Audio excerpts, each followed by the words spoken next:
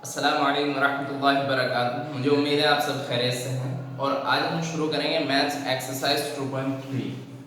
Maths में exercise 2.3 और हमने अब तक 2.2 तक कंप्लीट कर ली थी मैथ्स।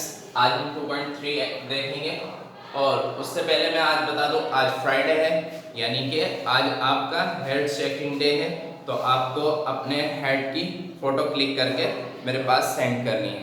क्लियर? चलिए अभी हम शुरू करते हैं एक्सरसाइज 2.3। क्वेश्चन नंबर 1 है which of the following will not represent zero. अब हमें क्वेश्चन नंबर 1 में दिया है, 4 ऑप्शन है हमारे पास, एक एक करके देखते हैं। ऑप्शन ए है 1 + 0। 1 + 0 क्या ये 0 को रिप्रेजेंट करता है? नहीं। क्या आएगा? 1 आएगा। तो 1 + 0 मीन्स 1, तो ये 0 को रिप्रेजेंट नहीं करता। हमें हाँ और ना में जवाब देना है, तो हम क्या लिखेंगे? नो। नो। क्लियर? तो नो। ठीक। और इसके बाद नेक्स्ट है बी। बी में क्या करेंगे? बी में है 0 × 0।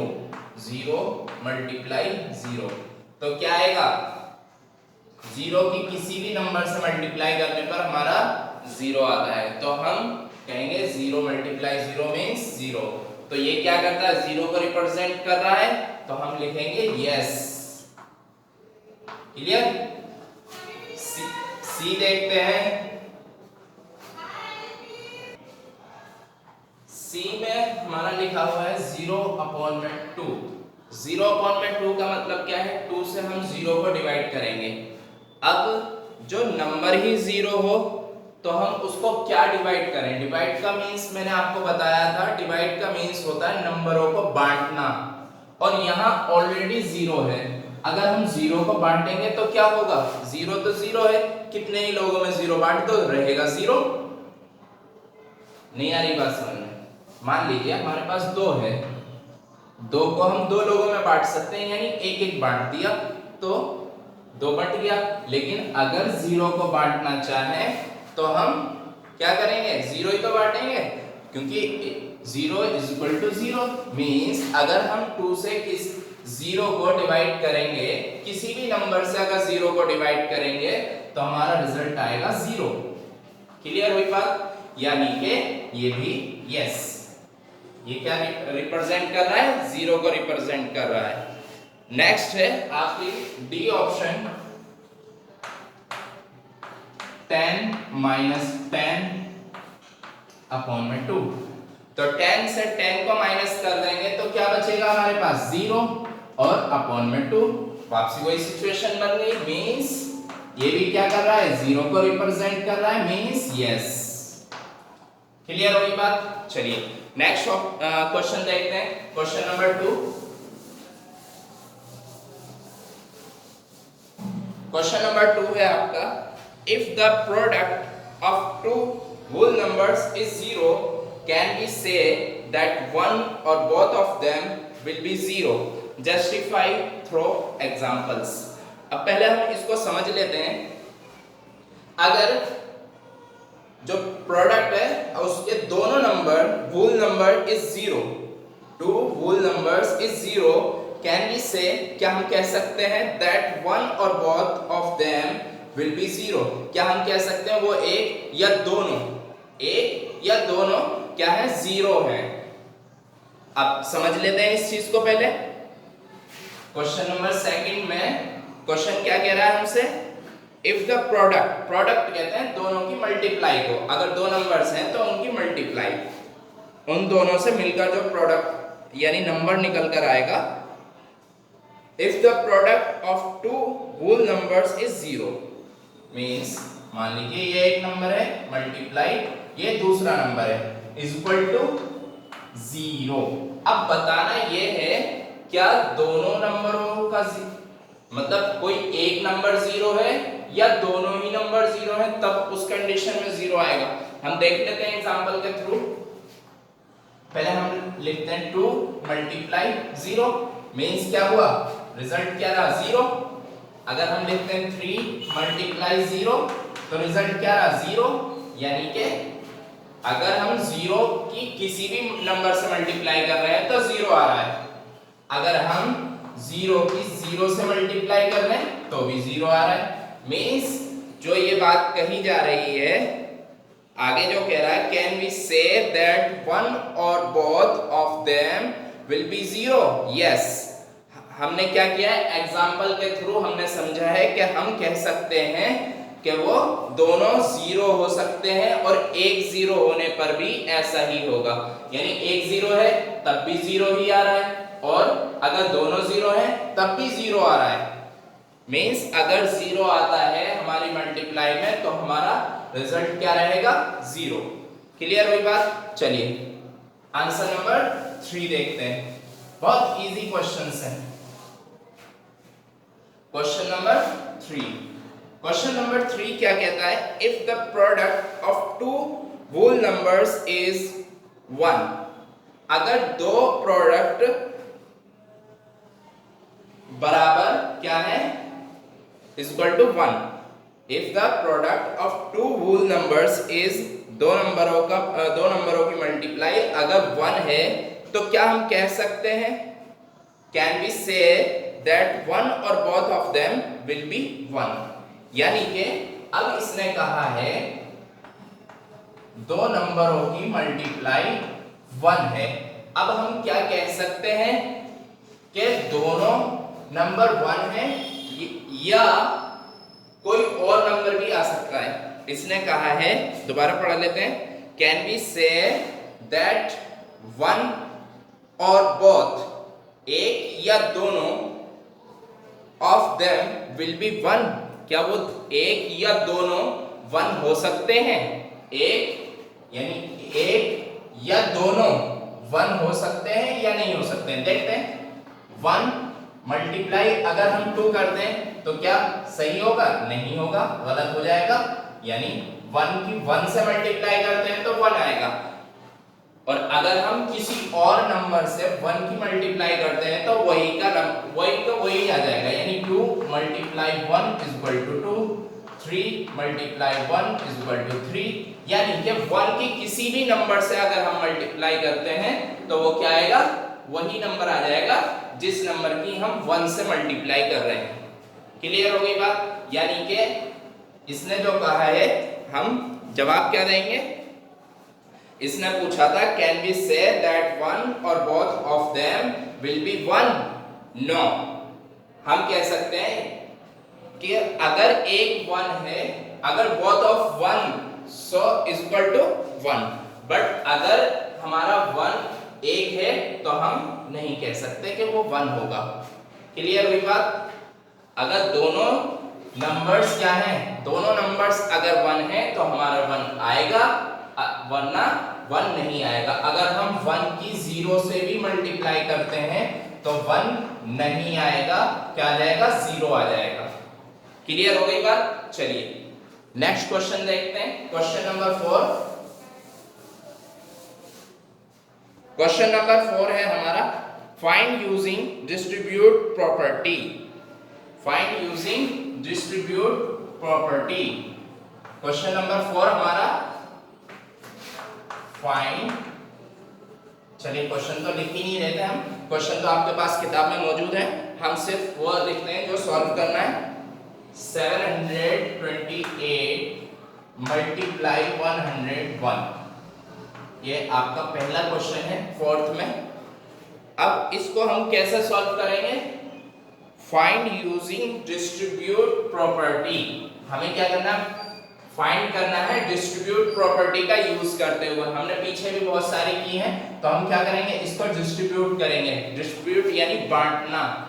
कैसे करेंगे, 728 मल्टीप्लाई ब्रैकेट के अंदर 100 प्लस 1, इस तरीके से हमने क्वेश्चंस किए हैं पीछे, हम अच्छी तरह जानते हैं। चलिए अब क्या करेंगे, इस 728 की दोनों से मल्टीप्लाई करेंगे, यानी कि 728 मल्टीप्लाई 100 प्लस प्लस क्यों लगाया, क्योंकि यहाँ प्लस है और हमें दोनों से मल्टीप्लाई करनी है, ठीक है।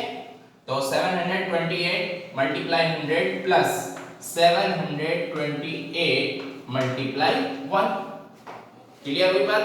चलिए लिखेंगे अब कैसे, इन दोनों को क्या करेंगे, मल्टीप्लाई करेंगे। तो दो जीरो है और जीरो के नंबर्स की मल्टीप्लाई बहुत इजी होती है। पहले दो जीरो लिख देंगे और 728 की मल्टीप्लाई 1 से करेंगे तो 728, बीच में क्या है प्लस।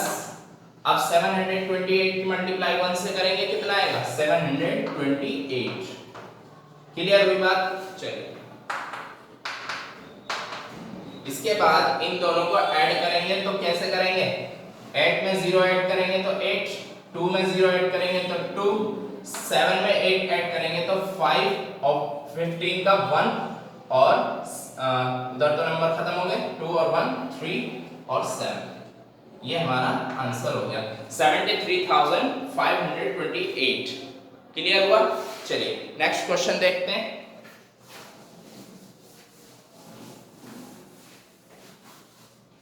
क्वेश्चन बी क्या है, बी है हमारा 5,437 मल्टीप्लाई 1001। क्लियर। अब क्या करना है, डिस्ट्रीब्यूट प्रॉपर्टी यूज करनी है और इसको दो हिस्सों में करना है। और कैसे करेंगे, 5,437 मल्टीप्लाई ब्रैकेट के अंदर 1000 प्लस 1, 1000 प्लस 1। हमें क्या करना होता है, जीरो के नंबर बनाने होते हैं, ठीक है। तो अब हम मल्टीप्लाई करेंगे इस नंबर की बाहर वाले की दोनों से मल्टीप्लाई करने के बाद देखते हैं 437 मल्टीप्लाई 1000 प्लस 5437 मल्टीप्लाई 1। क्लियर। हमने 1000 से भी मल्टीप्लाई कर दी, 1 से भी मल्टीप्लाई कर दी। अब क्या होगा, इसके साथ जब इसकी मल्टीप्लाई करेंगे तो हमारे पास 5437000 और फिर बीच में प्लस ये वाला और फिर इसके इससे मल्टीप्लाई करेंगे तो यही का यही आ जाएगा। क्लियर। अब इन दोनों को ऐड करेंगे तो कैसे करेंगे, 7 में 0 जोड़ेंगे तो 7, 3 में 0 जोड़ेंगे तो 3, 4 में 0 जोड़ेंगे तो 4 और 5 में 7 जोड़ेंगे तो 12 का 2 कैरी 1, वहां नंबर खत्म हो गए 4 और 5। तो ये हमारा आंसर हो गया। और इसको पढ़ेंगे कैसे, हम अगर इंटरनेशनल हमारे दो नंबर सिस्टम होते हैं, एक Indian number system of numeration of और दूसरा हमारा इंटरनेशनल नंबर सिस्टम। क्लियर। तो अभी ये जो कॉमास लगाए हैं मैंने वो किसके अकॉर्डिंग लगाए, इंडियन नंबर ऑफ सिस्टम के अकॉर्डिंग। तो इसको पढ़ेंगे कैसे, 54,42,437। अगर हम इसे इंटरनेशनल के अकॉर्डिंग पढ़ें तो यहां पर कॉमा लगेगा और पढ़ेंगे कैसे 442,437। क्लियर हुई बात। चलिए एक बार और पढ़ के बता देता हूं। इंटरनेशनल के अकॉर्डिंग 5,442,437। क्लियर। चलिए नेक्स्ट क्वेश्चन देखते हैं। क्वेश्चन नंबर, बाकी क्वेश्चंस आपके लिए होमवर्क है, सी, डी और ई। क्वेश्चन नंबर 4 के ये क्वेश्चंस आपके लिए होमवर्क है, ठीक है। बहुत इजी है, आप करेंगे। क्लियर हुई बात। चलिए अब क्वेश्चन नंबर 5 देखते हैं। क्वेश्चन नंबर 5 में क्या है, क्वेश्चन नंबर 5 है study the pattern study the pattern.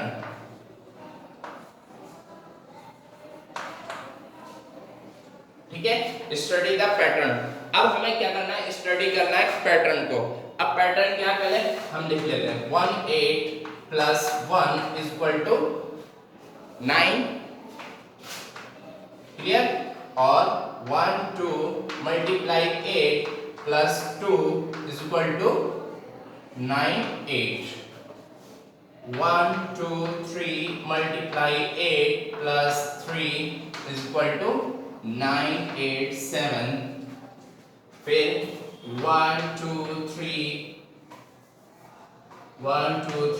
Multiply 8 plus 4 is equal to 9 8 7 6। And 1 2 3 4 5 multiply 8 plus 5 is equal to 9 8 7 6 5। Clear.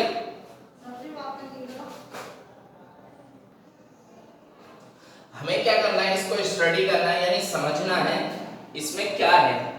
ये एक पैटर्न है, इसको समझने की कोशिश करते हैं। देखिए 1 1 2 1 2 3 1 2 3 4 1 2 3 4 5 सीक्वेंस दिख रहा है। जो आखिरी डिजिट है उसको यहाँ प्लस भी किया गया है, जो आखिरी डिजिट है उसको प्लस किया है। 3 को प्लस, 4 को प्लस, 5 को प्लस, और हर एक को 8 से मल्टीप्लाई किया है। यहाँ क्या पैटर्न है, 9 9 8 9 8 7 9 8 7 6, यानी डिसेंडिंग ऑर्डर में नंबर्स लिखे हैं 9 8 7 6 5 4 3। तो अब हमें क्या करना है, अगले दो स्टेप और लिखने हैं। तो क्या होगा अगला स्टेप, यहां पर क्या होगा 1 2 3 4 5 तक है, तो अब क्या करेंगे हम 6 तक लिखेंगे। यानी देख लीजिए, ये आपको दिखाई देगा 1 2 3 4 5 और 6। अभी तक क्या था, 5 तक था, अब क्या किया हमने 6 तक कर दिया। अब मल्टीप्लाई 8 प्लस 5 के बाद हमने आखिरी नंबर को लिखना है यहाँ पर, यानी कि 6, क्लियर। और इक्वल टू, अब यहाँ पर क्या होगा, 5 तक था, अब हम 6 तक लिखेंगे, सॉरी 4 तक लिखेंगे, 7 6 5 4, क्लियर हुई बात। और ऐसा नहीं है कि ये गलत आंसर आ रहे हो, बिल्कुल सही आंसर है। 1 की 8 से मल्टीप्लाई करेंगे कितना आएगा, 1 8 से 8 और 8 प्लस 1 9, क्लियर। इसी तरह 12 8 से 96 प्लस 2 98, ये आंसर भी सही है और लिखे हुए भी पैटर्न के अकॉर्डिंग है। और अगला पैटर्न क्या होगा, अगले पैटर्न को भी लिख देते हैं, 1 2 3 4 5 6 7, क्लियर। मल्टीप्लाई कितने से करनी है, 8 से, और प्लस कितना करना है, 7, क्लियर। इक्वल टू, अब क्या लिखना है, 9 8 7 6 5 4 3, क्लियर हुई बात। ये हमारा आंसर हो जाएगा, यानी दो पैटर्न और लिख देंगे हम, तो हमारा यह आंसर करेक्ट हो जाएगा। मुझे उम्मीद है बात समझ में आ गई होगी, और आपका होमवर्क भी याद होगा। 4th क्वेश्चन में हमारे 3 ऑप्शन करने हैं, यानी कि सी डी और ई, सी डी और ई। चलिए मिलते हैं नेक्स्ट वीडियो में। अस्सलाम वालेकुम।